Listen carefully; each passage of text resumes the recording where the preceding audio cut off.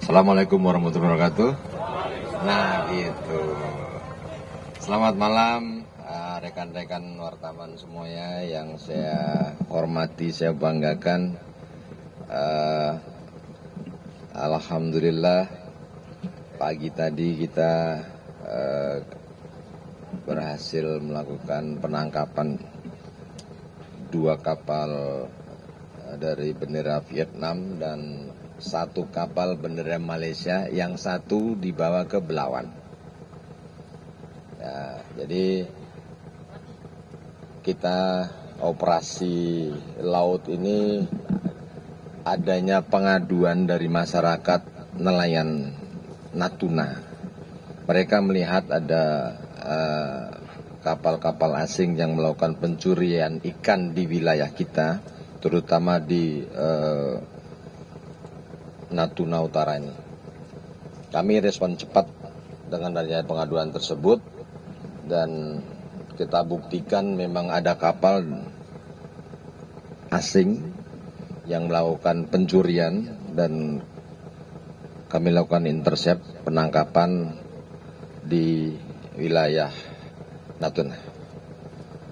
Nah, untuk personilnya atau abikanya kurang lebih 20 orang yang di sini, kemudian yang di Malaysia kalau nggak 5 orang. Selanjutnya kami akan lakukan proses hukum lebih lanjut terhadap ada tersangkanya, nahkodanya, dan untuk non justisia kami perlakukan sesuai dengan aturan yang ada. Untuk operasi ini kami tegas atas perintah dari Bapak Menteri, Pak Trenggono. Beliau memerintahkan untuk melakukan penangkapan terhadap kapal-kapal ilegal, terutama yang kapal-kapal dari negara luar ini, karena sudah meresahkan masyarakat kita dan mereka membuat kerugian di wilayah kita yang luar biasa. Kalau hanya segi dari hasil tangkapan mungkin ini 10 ton, yang sebelah mungkin 5 ton. Namun kapal tersebut menggunakan trol. Ya. Trol ini merusak terumbu karang yang ada. Kerusakan ekologi itu lebih besar daripada ekonomi yang dia ambil. Ini yang harus kita jaga. Ya, harus kita jaga. Karena apa? Kenapa nelayan dari negara sebelah, negara tetangga kita mencuri ke tempat kita? Ekologi mereka sudah rusak. Karena ulah dari kapal-kapal itu menggunakan alat tangkap yang dilarang, dia paksakan, ekologi rusak, akhirnya ikan tidak bisa memijah, ikan tidak bisa beranak pinak di negaranya. Mereka melakukan beranak pinaknya lari ke Indonesia. Terumbu karang kita udah bagus, masih bagus, ya, sehingga ikan yang ada di wilayah perairan Indonesia ini beraneka ragam.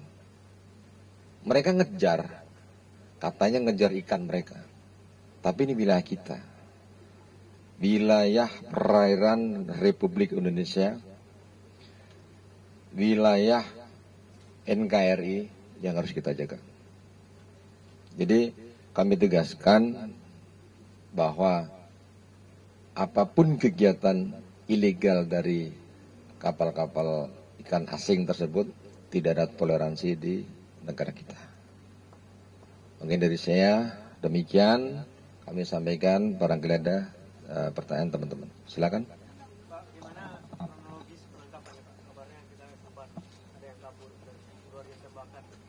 Baik, itu kondisi yang sering terjadi. Ketika kita melakukan intercept, mereka berusaha lari, mereka berusaha mencapai ke garis perbatasan mereka. Namun kita juga, anggota kami luar biasa, mereka tangguh juga, dan kami berikan peringatan tembakan terpaksa ke atas. Kemudian tidak berhenti juga kami lakukan ke samping kanan kirinya di air. Tidak berhenti juga. Dan akhirnya kami pepet, anggota kami lompat di situ kita lumpuhkan mereka dan bisa berhenti. Pak, tanya Pak. Silakan. Pandu Pak dari Harian Kompas. Mau nanya soal patroli Pak. Itu jadi kalau di Laut Natuna Utara itu maksudnya sekarang PSDKP itu ada berapa sih Pak yang siaga dan rutin gitu? Kalau waktu Pak Pung jadi Direktur Armada kan sempat mengeluhkan soal biaya bahan bakar yang mahal gitu Pak. Lalu kondisinya sekarang seperti apa gitu Pak? Apakah PSDKP memungkinkan untuk mengadakan patroli rutin di Natuna Utara itu Pak? Baik, terima kasih. Patroli ini kita bekerja sama dengan aparat lain ya. Ada Angkatan Laut, ada Bakamla, ada Pol Air, kemudian ada juga mungkin Bea Cukai. Kita saling bahu-membahu.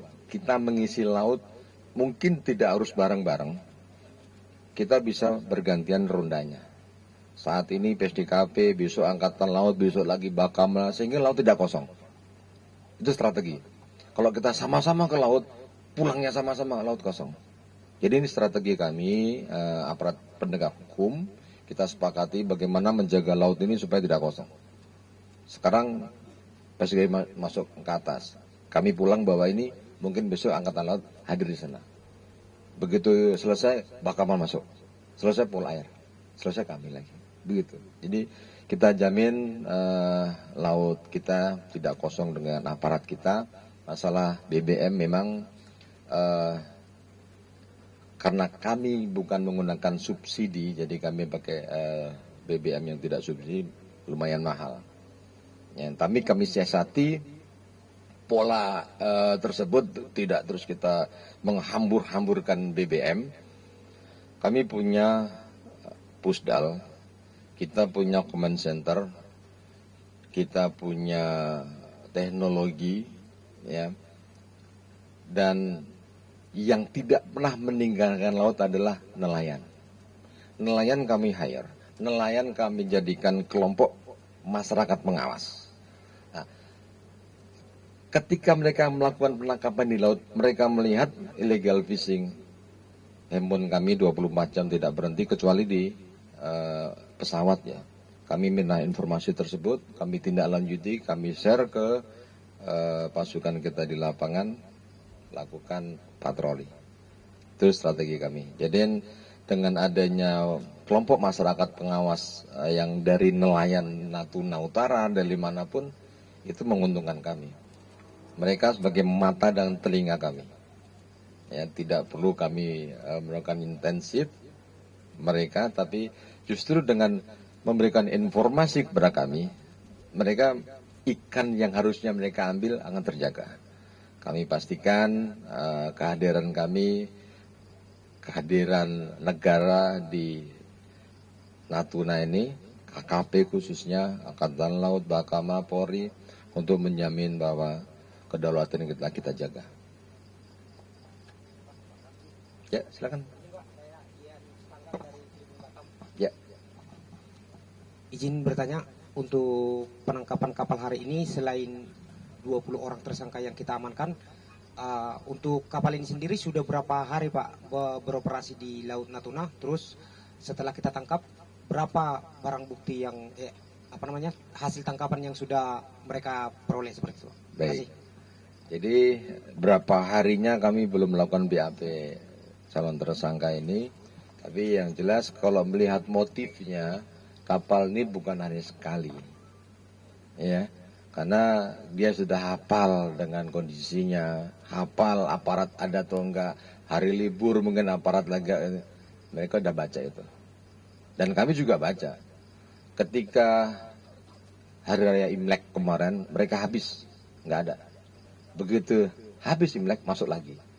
Nah, kami masih pada di situ. Ya, jumlah ikan informasi dari nahkoda kalau yang ini 10 ton kurang lebih, yang sebelah mungkin kurang lebih 5 ton atau berapa. Kami belum bisa pastikan karena tidak ditimbang. Tapi intinya mereka memasukin kedaulatan kita, mereka memasuki perairan kita. Itu udah salah. Ya. Bukti bahwa mereka melakukan penangkapan, pencurian di tempat kita, ada hasil tangkapan, ada ikan di situ. Itu udah bukti kuat. Silakan. Pak Rodi. Silakan Pak Robi. Mek. Saya mau bertanya Pak, bagaimana pola mereka masuk ke Indonesia Pak? Apakah itu dia menunggu ombak tinggi dulu atau seperti apa? Siap itu udah berapa lama mereka beroperasi di Laut Indonesia? Ya, terima kasih. Kalau menunggu ombak, saya rasa sih bukan tipe mereka. Buat mereka,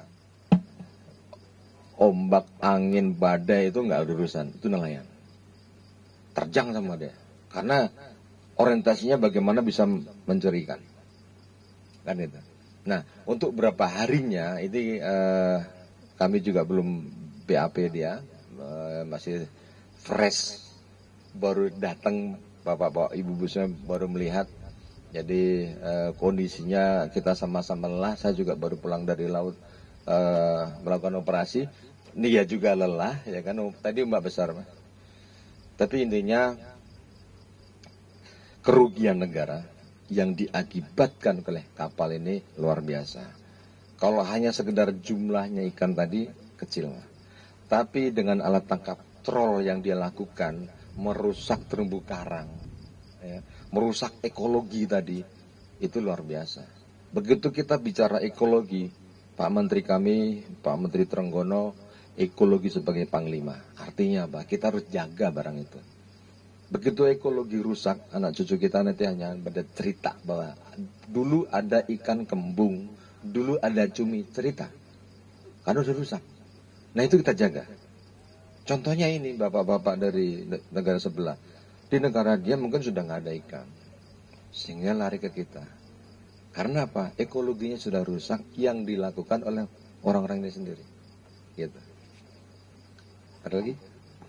Pak, saya Putra dari IDN Times, Pak. Oke. Yang mau saya tanyakan, saat kita amankan, ini posisi koordinatnya di mana, Pak? Lalu udah berapa mil wilayah? Udah berapa mil masuk ke wilayah perairan Indonesia, Pak? Baik. Terus, apakah semasa Bapak menjabat, apakah kita ada menemukan modus-modus baru, Pak?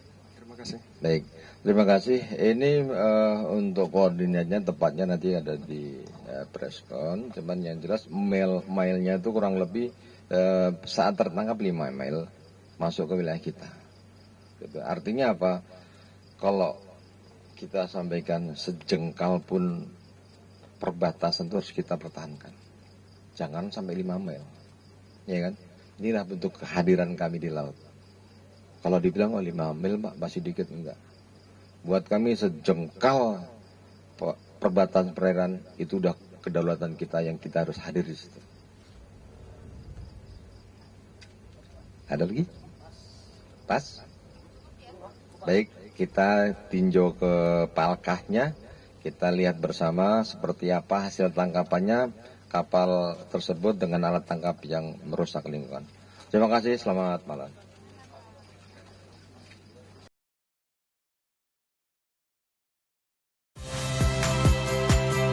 Saya Magister Tarigan. Saksikan program-program Kompas TV melalui siaran digital, pay TV, dan media streaming lainnya. Kompas TV, independen, terpercaya.